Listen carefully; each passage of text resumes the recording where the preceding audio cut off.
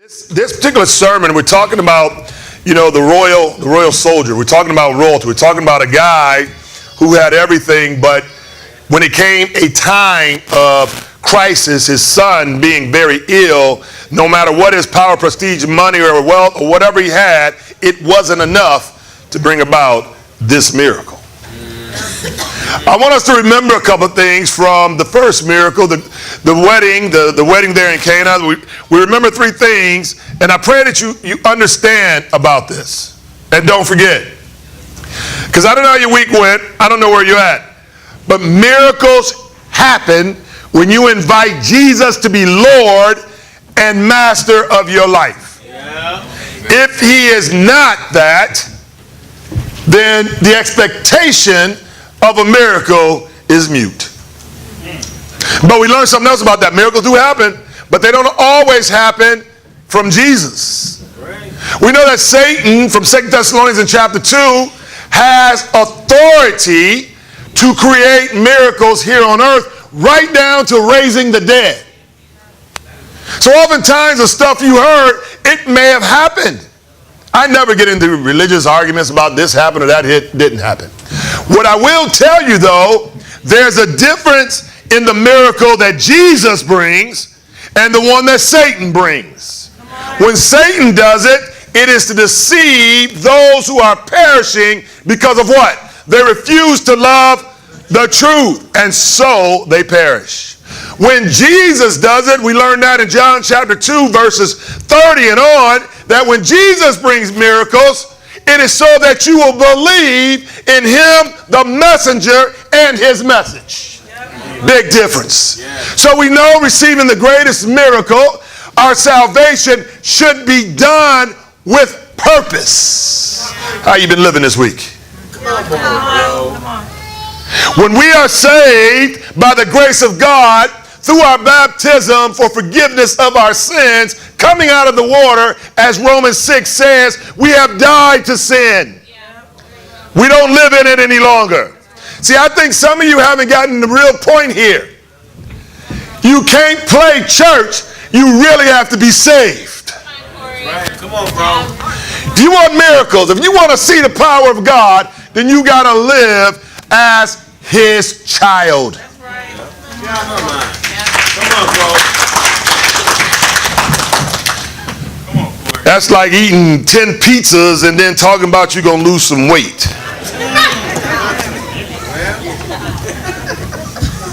Oh, no. I'm serious.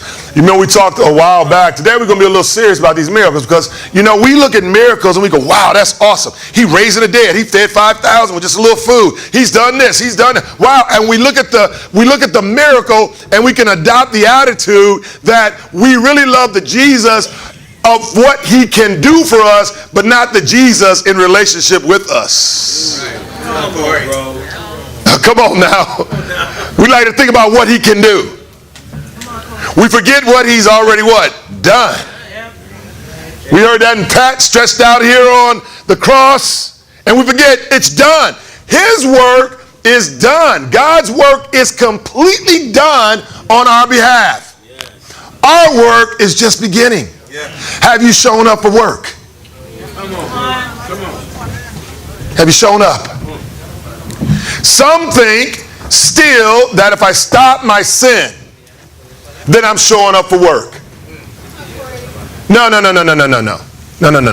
Stopping your sin, I'm going to say it until you get it, got nothing to do with being like Jesus. Tell me one sin that he did. So the only way for you to be like Jesus, the only way that you experience the power of Jesus, this life raising from the dead kind of power, is for you to walk as Jesus did. The word walk means to live. 1 John 2:6. It means to live in this manner. And we have to get to where we're not just convicted when we're in church on Sunday, but we make a plan to live it when we leave here on Sunday. Amen. Come on, bro. So you need to be asking yourself, what am I going to do when I wake up tomorrow? Come on, Cory. Don't critique a sermon. That ain't the point. You already know how I feel. I don't care if you like it, no way. The point is, did you learn and apply? That is. And you know when you have learned and applied because you're different. You feel different. Your joy is that people without joy, they ain't walking as a Christian. No way can you be walking in relationship with Jesus and not feel joy. Well, come on. You might be walking in self-pity. You might be wallowing around as a victim. But you ain't walking with Jesus. He said, for the joy set before me. Come on, Cory. Woo! All the shame, everything. The joy, the cross was a joy. No, he didn't want to do it, but he found joy in doing what his Father told him to do. Because he was what? In a serious relationship with his Father. So even through adversity, no matter what's going on, no matter what you feel, if you are walking with Jesus, you're going to find joy in any situation. You're going to find joy in any sacrifice. You're going to find joy even if it leads to death, like it did for him. Well, now let me get to my sermon. Anyway, all right. I thought I'd just share that. Today we're going to be talking about the healing of the official son. As I said, remember, miracles have a message and a purpose. And we better always check where they come from. But we've all seen what I call, anybody, I don't know if any of you guys watch war movies. I like war movies time to time. And in the war movies, they would have a term they would call foxhole conversions. Because you're in one of these foxholes and they're shooting at you and the guns are going at you and bombs are going at you, and you know the dude that's sitting right next to you gets one in the head and the other one over here, boom, his helmet's gone, and all of a sudden they start praying, God, if you just get me out of here safely, if you just get me back out of here, I will be good. You start remembering all the stuff you learned back in Sunday school. You be thinking about all that good stuff your mama said to you. You shouldn't have done that. Oh, if I'd only listen. And then all your buddies told you don't go to that war in the first place. You're like, why not listen to them? God knows. Okay, God, I will be yours if you save me. Foxhole conversions. I believe there's a lot of those. I believe there's a lot of those. I call it crisis faith. But the real test of a man's faith, or a woman, is not how sincere you are in that moment of crisis when you are crying out to God. That's not a real test of your faith. The real test of your faith is measured by what you do when the pressure's off. I mean, Roger alluded to it about Haggai. You know, they got back and out of this captivity, they can go back, they can do things, you know, it kind of pressure's off. But they don't take care of the Lord's business. They just do their thing, you know. They're not in crisis. And they're just waiting to hold for the next crisis to come about, right? Then we cry out to God again. Okay, God. Okay, God. Come on. And the real test is will we go back to our old ways, or will we go deeper and develop genuine faith in the person of Christ? And that is not just a response to his immediate meeting our need. Will we trust, repent, and be his no matter what? The story we're about to read here, and the points are very simple and quick. But it challenges us in three ways. Number one, it shows initial faith. Secondly, it'll show a deepening faith and how to. And thirdly, it will show a eternal life-giving faith. Like I said, they all have a message. This is an important one today because each of you probably sit at one of these three levels of faith. One of you sit there today. Turn with me to John chapter 4. Now remember, in John 2, it says that all the miracles and all these are recorded so that we might believe. Right at the end of that, in John 2, he says, so that we may believe. It wasn't to show off. He's God. I mean, obviously he could turn some water into wine if he wanted. He could have made it into pickle juice. I don't know, but he chose to make it into wine. He's God. He can do it. That's nasty, ain't it? But, you know, just choose your favorite beverage. He could have done that. But he did it. He was doing miracles so they believe. You'll find in this story too, it's the same difference. The miracle is done that you would believe. Yes. After 2 days, he left for Galilee. Chapter 4, verse 43. Now, Jesus himself had pointed out that a prophet has no honor in his own country. Remember, he's traveling. He had traveled through Nazareth, right there in the vicinity. He could do no miracles because of what? No faith. Oftentimes, all a miracle is your faith. Didn't nothing really miraculously happen. God has chosen to work in our lives limited by our faith. Got little happening? Little faith. You want more to happen? Have more faith. Now, I know it's difficult because we all know the definition, right, in Hebrews. Right? Faith is being what? And certain. All right, so it's kind of hard to have faith in stuff you can't see. That's the problem because it means it's out of your control, and we're all control freaks. Hello. Every one of us is a control freak. So he could do nothing, but he went here, and when he got there and arrived in Galilee, the Galileans welcomed him. Now, look what was happening. They had seen all that he had done in Jerusalem at the Passover festival. For they also had been there. So they'd seen these miracles. They'd seen him operate, right? Once more he had visited Cana. Remember where he came from in Galilee? Where he had turned the water into wine. Now he says, and there was a certain official whose son lay sick at Capernaum. When this man heard that Jesus had arrived in Galilee from Judea, he went to him and begged him to come and heal his son who was close to death. Look at Jesus' response. Now he comes telling you, my son's close to death, begging you, I need you to come do something about this. Would you come? And Jesus go, man, unless you people see signs and wonders. Unless you just see signs and wonders, you will never believe. Now, the royal official let that go over his head because his son was in crisis. So come down before my child dies. Any parent here been worried over a child being sick? But I remember my little man CJ. He's a little dude. He's big as me now, but he got sick. And when you're an infant, they really can't put the needles, the IV drop or whatever in your arm. So a lot of times what they'll do is they'll go your foot, the baby's foot. Because it's the only way to get to, a vein. And so I remember taking him. He was very sick. It caught this fever. He had an infection going on. And I sat there and watched them as they put this thing in his foot. And I just started bawling. I started screaming out to God, God, save my son. Please. And now I'm a Christian. So I'm believing for a miracle. I'm believing for a miracle.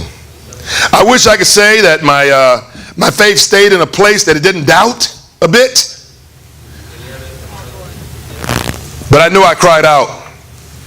So here it is. Now this guy is, it gets even more interesting to me because now the guy is, now he's begged, right? And Jesus now rebuked him. Man, unless you guys see signs and wonders, you won't believe. He lets it go over his head. He doesn't care what he just heard. He says, look, sir, you got to come down. And then Jesus is smooth.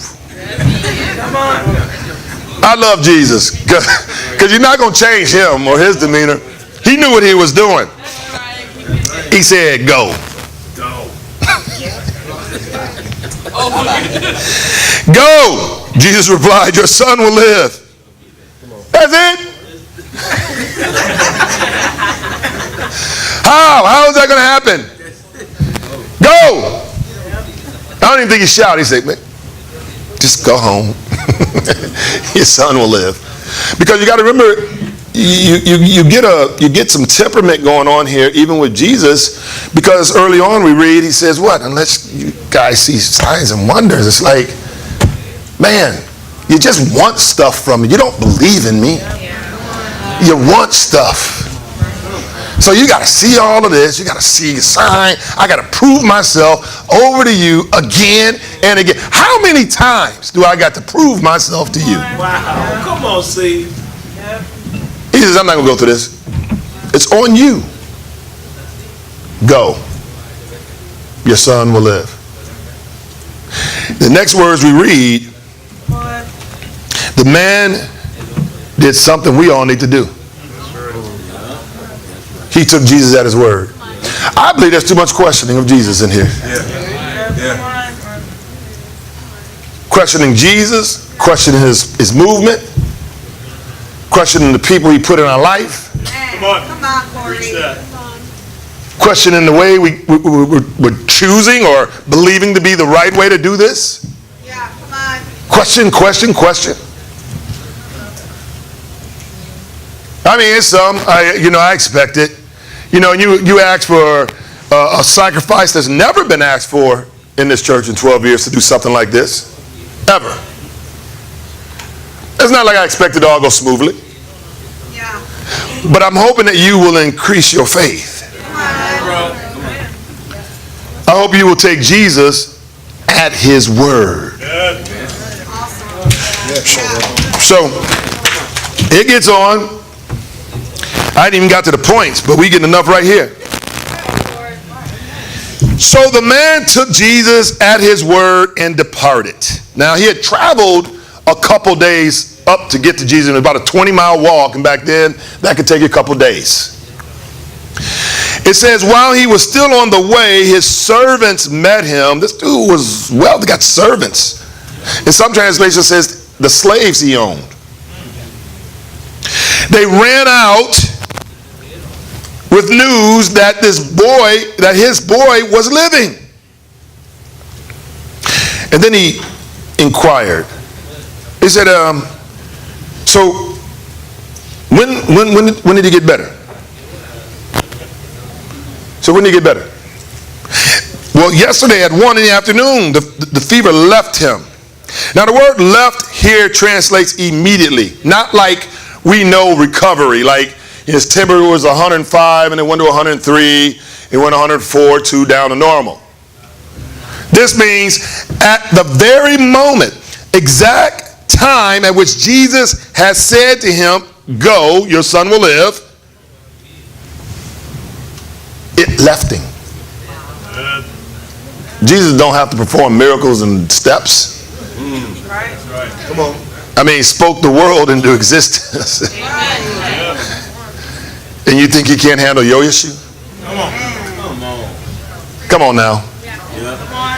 Could the problem be you don't take him at his word? You don't depart when he says go. I got you. You stay there still begging him.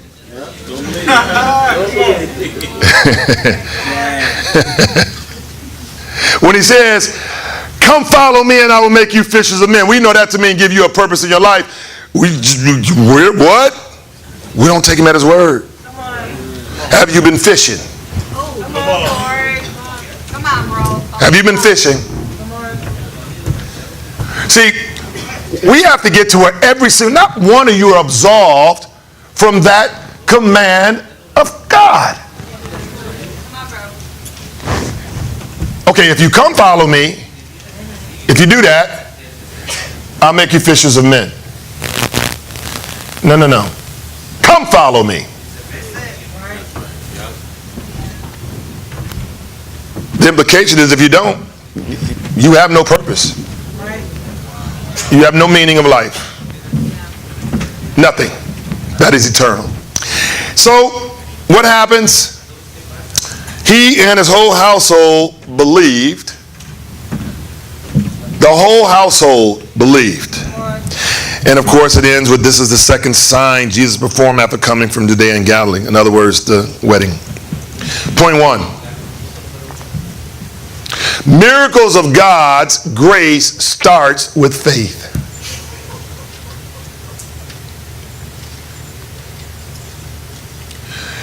If you want to experience a miracle of grace, because that's what it is, it starts with faith. And let me add this, it's not enough to have crisis faith. Often we don't cry out to God until we're desperate.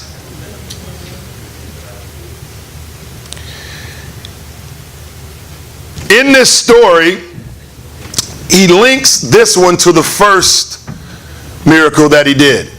And we see that, unless you believe. And he ties it in as to what's going on. He does this for a couple of reasons. There's several comparisons, but the two I see is, one, when he's doing the miracle, it's in a time of joy and happiness.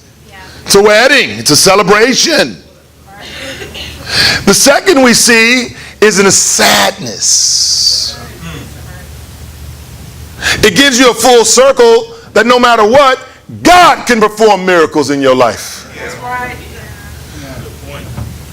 It doesn't matter. But here we find, we don't know if this guy, his nationality, we don't know anything about this royal official. All we know is that there's a pure act of grace on God's part. That's all we know. We're not told he's like the centurion, a righteous guy. We don't know his convictions. We don't know nothing about this man.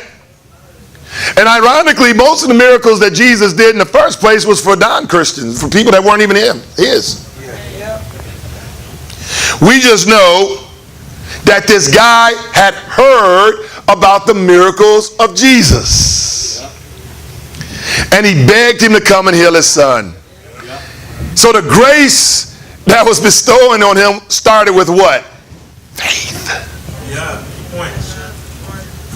With faith. Genuine faith in that Jesus could do it. Right.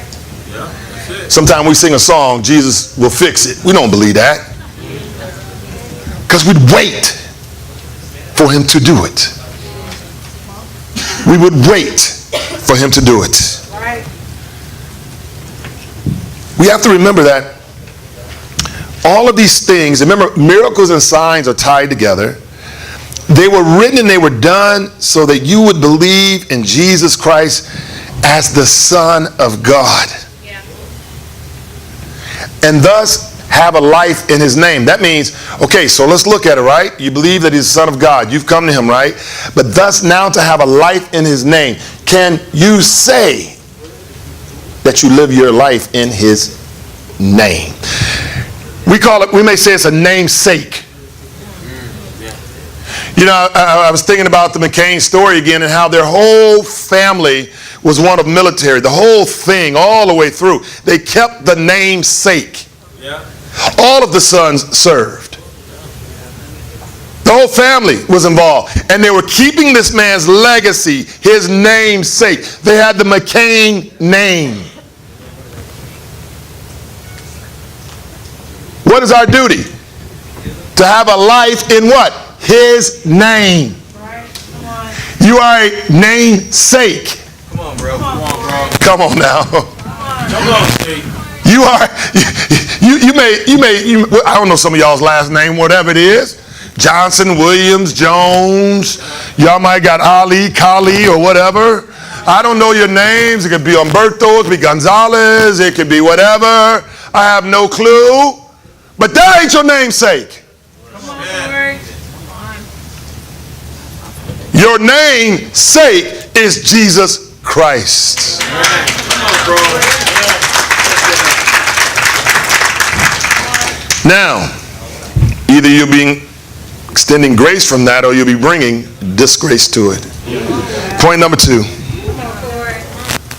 The next level. So first this guy has that crisis faith that we can have, right? I'm in trouble. Oh, I got to have you, God. I need you now. Ain't thought about God before that, maybe ever. But now I'm in crisis, so I need him. But the next step we can tend to get into is that let me see faith. Yeah. Let me see faith. You see, the guy goes to Jesus, begs him a few times. Jesus says, just go. Just go. And it says he departed and he went.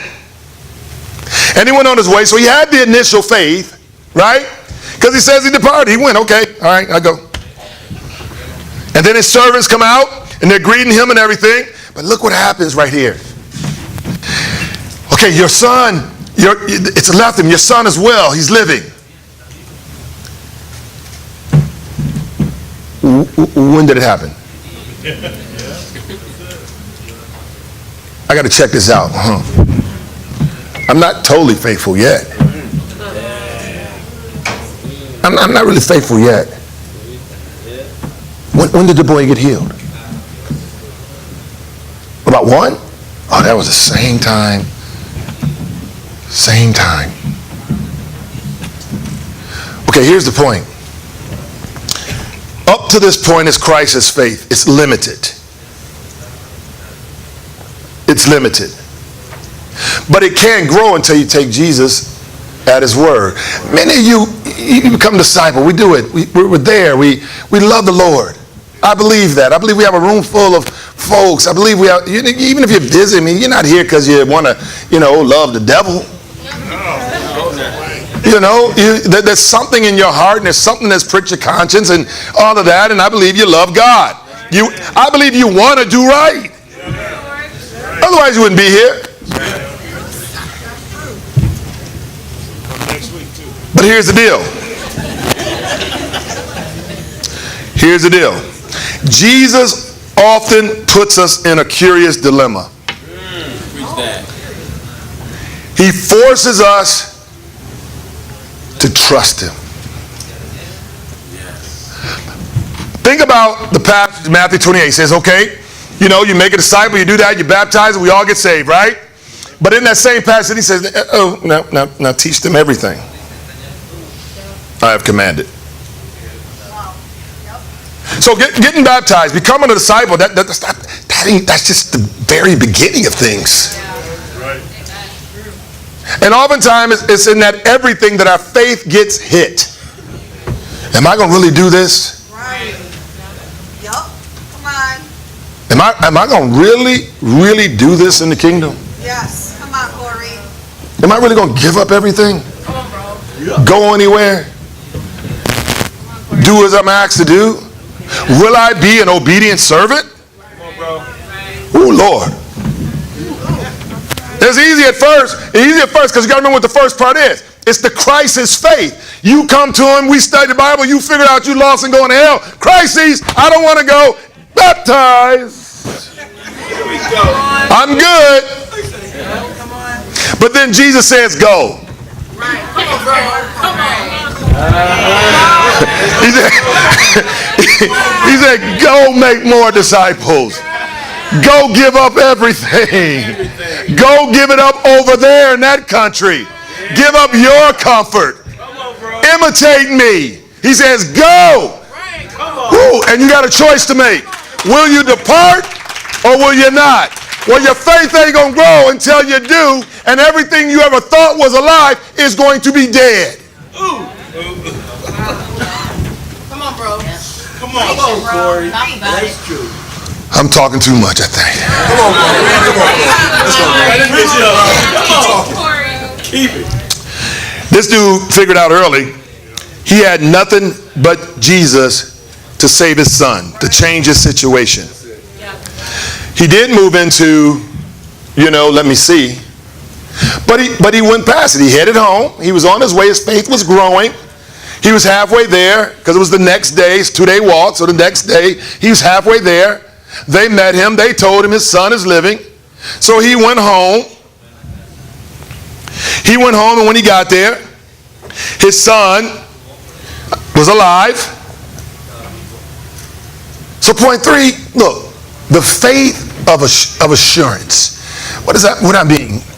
If someone assures you of something, if they have the authority to assure you of something, that means it's going to happen. So what is this faith that I'm speaking of now? I'm talking about the faith that gives you eternity. The faith that says if you follow Christ for the rest of your days, you will have your Sabbath rest there in heaven. I don't think you're thinking enough about heaven. Come on, bro. You cannot think about heaven and act like a child of hell. Oh. Come on. You can't. Right. You can't want heaven and be bitter.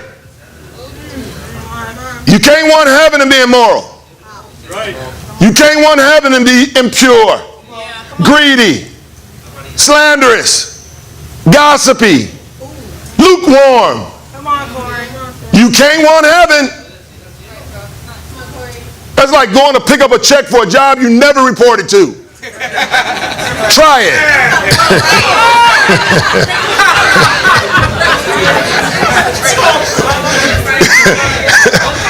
Go and try it if you want to. They'll be like, what's your name? You're not even on the books. But isn't that what Jesus says will happen in the last days? There'll be many that go, Lord, Lord. And he will say, you never reported the work. Come on. I don't know you.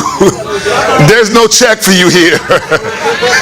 You go get in the unemployment line somewhere. See, but by then it's too late. It's too late.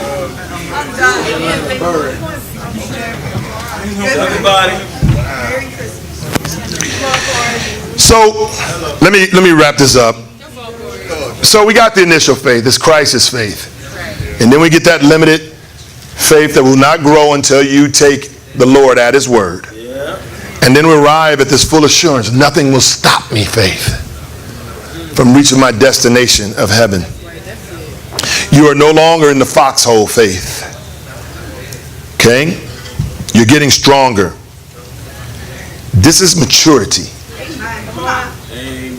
Now, because his faith continued to grow, what does it say at the end? And I'm going to step on you a little bit with this one. Hopefully you'll be nice to me. He says, after he's told your son will live, so he and his whole household believed. Okay, so it's just another way they became his. I want you to notice the operative word is household. Household here is not just like in the house. It's all that surrounded him. His spirits. That's more than just his mama, his daddy, his brother and sister. It was his servant, his slaves, those of his community. It was those, so this was his household. This is a larger area, if you will. Now, I don't know who all it was. I'm just saying it includes your sphere of influence. That's awesome. Okay? Has your faith reached the point that those in your sphere of influence are coming to believe? Come on. Yeah, come on, Cory. So, remember, miracles have a purpose. And they're all the same. It teaches every one of them is that you might believe in the messenger and his message, so that those around you can be saved. We struggle with sharing our faith. Come on, bro. No, you don't believe. Yeah, come on, bro. Yeah, come on, Cory. You have not departed yet. That's it. Come on.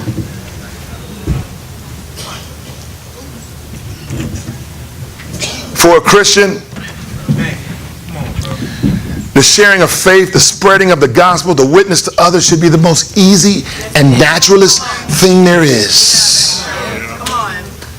It's never a burden. Your son just got healed. Your life just got healed. Your world just got changed. And we can struggle with that. We can struggle with the challenges of building to give someone else that opportunity. Yeah. Not you. You are true Christians, and I believe that. That's not facetious at all.